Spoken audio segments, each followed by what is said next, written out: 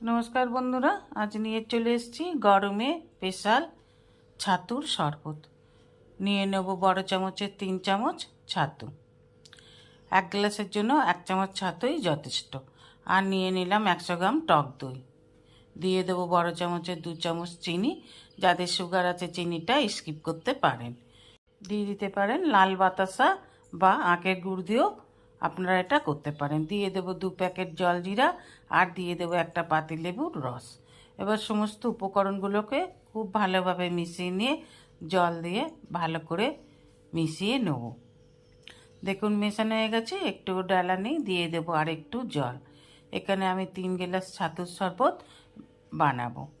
ভালো করে মিশিয়ে নিয়েছি আর একটু ডালা নেই। এবার সার্ভিং গ্লাসের মধ্যে ভরে পরিবেশন করুন।